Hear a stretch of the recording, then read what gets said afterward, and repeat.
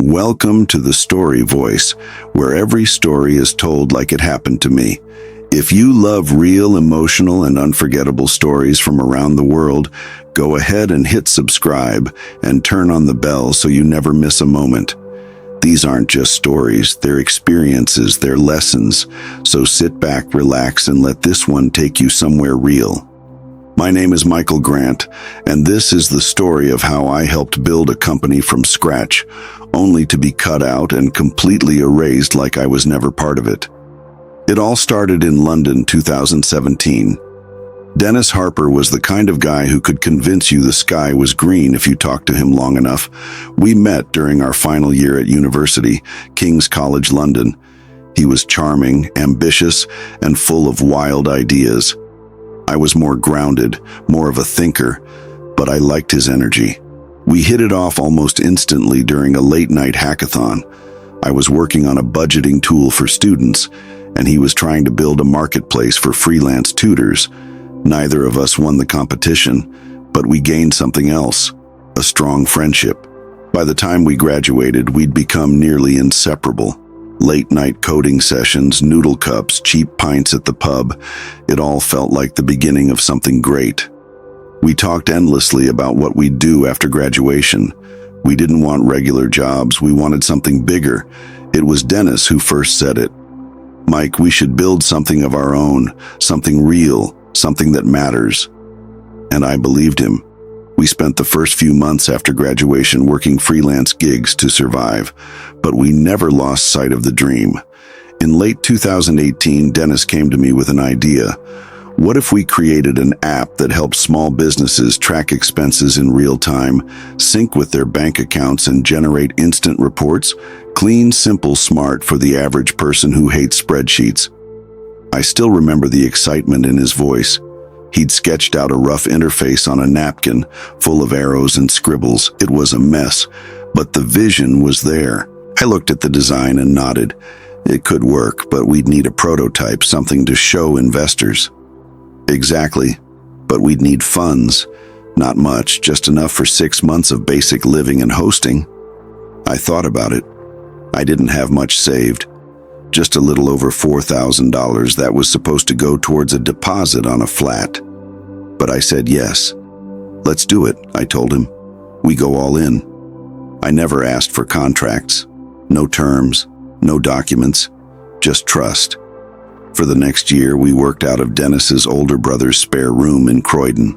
I took care of branding, user testing, and reaching out to small business owners for feedback. Dennis handled development and back-end infrastructure. We named the app Ledge, clean, simple, memorable. By mid-2019, we launched the beta version. It was clunky, but people responded well. We got around 1,200 sign-ups in the first 2 months, all organic. I wrote the pitch deck, handled investor emails, even spoke at a startup event in Shoreditch. Dennis was brilliant, yes, but we built Ledge. Then came the first twist. We were approached by a well-known angel investor, Simon Langford, who was interested in what we were building. He wanted to meet us. "He's asking to see our business structure," Dennis told me over coffee one morning. "We'll need to register the company officially, probably under my name for now, just to simplify the paperwork." I paused. "Why just your name?" "Because I've already set up a registered company before I know the process. It'll be easier, just temporary. I'll add you properly once we get the funding." I hesitated, but I trusted him. "All right. As long as we're clear, it's 50-50. "Of course, mate. I wouldn't do this without you." Famous last words. By early 2020, Ledge had grown. We secured $150,000 in funding from Simon Langford's network. We hired our first employee, a UX designer. We moved into a shared office space in Shoreditch. Everything was moving fast, but that's when things started to feel off. I began noticing that Dennis no longer copied me on important emails. He would have meetings with investors without mentioning them. He stopped sharing the financials. One evening, I confronted him. "Hey, Dennis, what's going on? Are we still partners or what?" "Mate, don't start. Of course we are. I'm just handling more of the investor side now. It's not your strength. I felt a sting, but I let it go. Then came the second twist. We were preparing for Series A funding, bigger money, bigger stakes. I came into the office one morning to find Dennis already there, sitting with a lawyer. They looked serious. "Mike," Dennis said, "we need to talk." He slid a document across the table. It was a buyout agreement. "What's this?" "Simon and the other investors think it's time we bring in experienced executives, people with proven records. You've done an amazing job, but it's time to scale." I blinked. "You're kicking me out." "No, you're being compensated. $15,000 up front plus 6 months of advisory retainer." I stared at him, stunned. My hands felt cold. "Dennis, we built this together." "Yeah, and I'll never forget that. But we need to evolve. You've done your part. There's no paperwork, no proof that I co-founded this."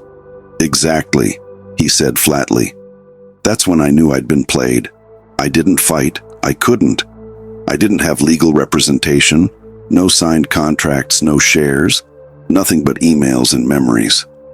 I walked away quietly, but I watched.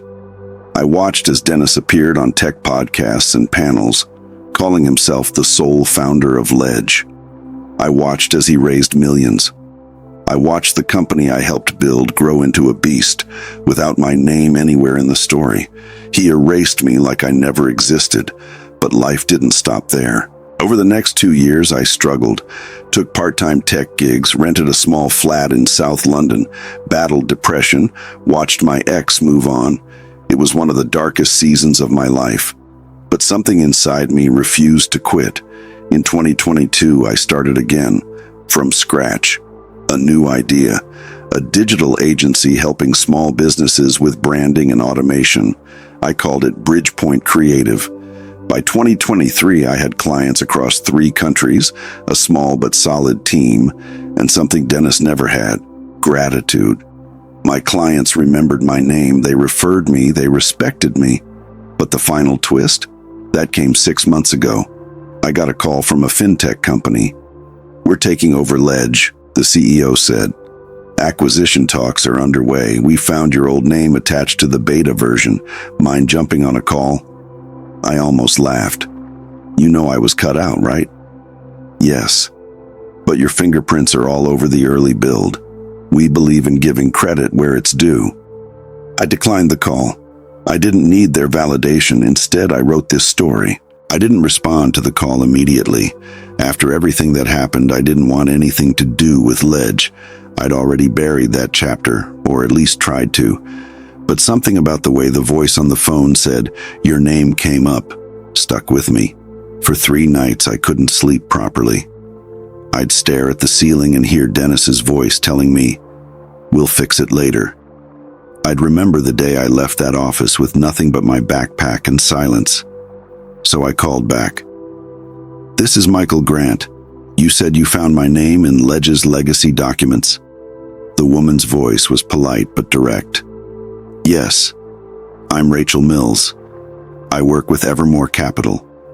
We're finalizing the acquisition of Ledge, and during our due diligence, we discovered your name repeatedly listed in the early design files and prototype builds." I almost laughed. I was the co-founder. "Yes," she said. "We figured as much." 2 days later, I was on a Zoom call with Rachel and her legal associate, Connor Hughes. Clean-cut professionals, efficient. "We'll be frank," Connor said. "What Dennis Harper did to you was unethical, even if technically legal.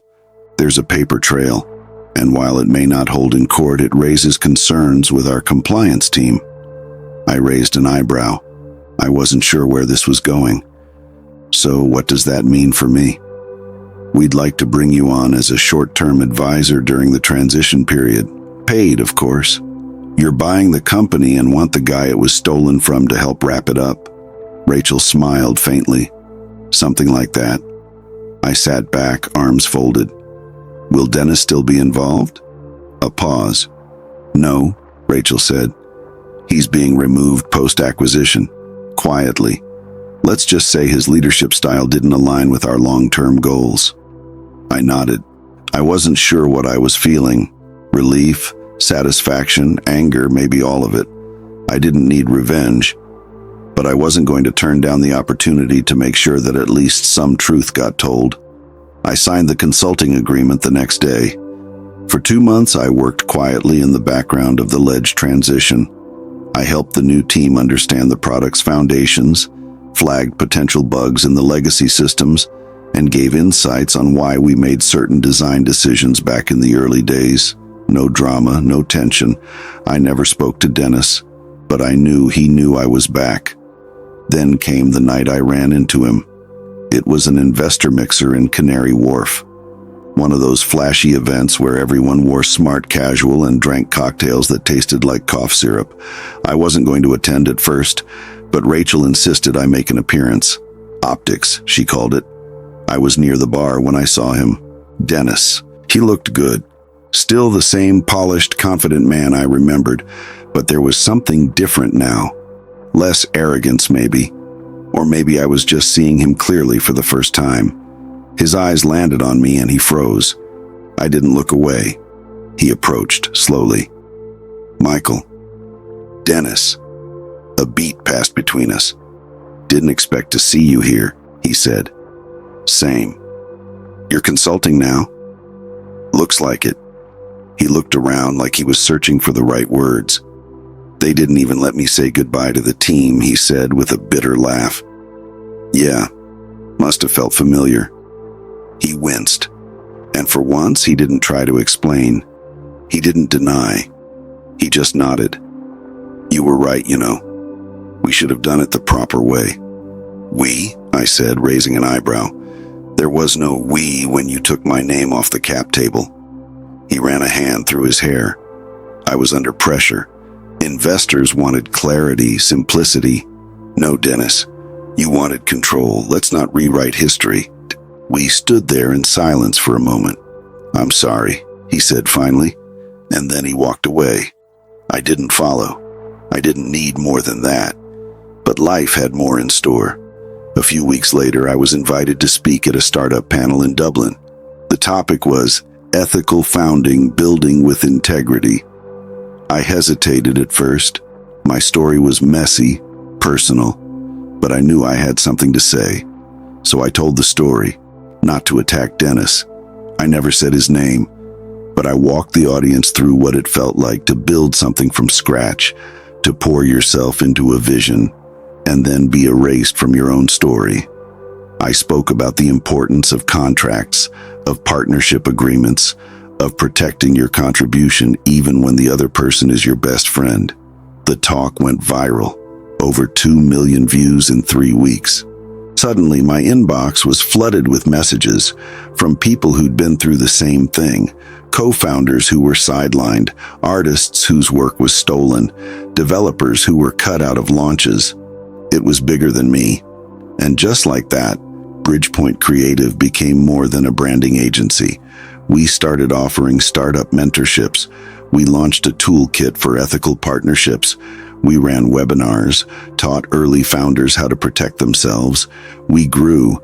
I had gone from the forgotten co-founder to the advocate for others like me, and that's when the second email came. Subject, long overdue.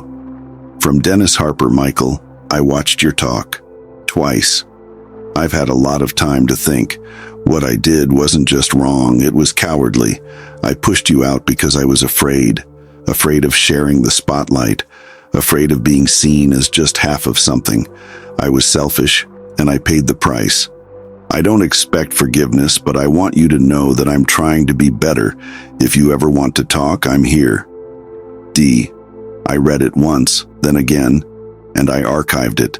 Not out of hate, not even anger. I just didn't need anything from him anymore. A few months later, I was speaking on a panel in Berlin. Afterwards, a young founder walked up to me. She looked nervous. You're Michael Grant, right? That's me. I just wanted to say, I almost signed a partnership with someone who gave me the same line your friend gave you about putting it in his name for now. Then I watched your talk, and I walked away. She smiled. You saved me. That's when I realized I didn't need to own Ledge. I didn't need credit in the tech world. I didn't need headlines. I had something far more lasting: impact. People remembered me. Ledge was eventually absorbed into a larger platform. The name disappeared. It became just another feature in a suite of financial tools. But Bridgepoint Creative, it thrived. Still does. We work with clients who respect people, who believe in fairness, who know that the best things are built together. Sometimes I walk past our office building in Shoreditch and just smile. Not because I won, or because Dennis lost, but because in the end, my name survived. Thank you for listening to The Story Voice. If this story moved you, inspired you, or made you think, don't keep it to yourself. Like the video, subscribe to the channel, and turn on notifications so you never miss a story.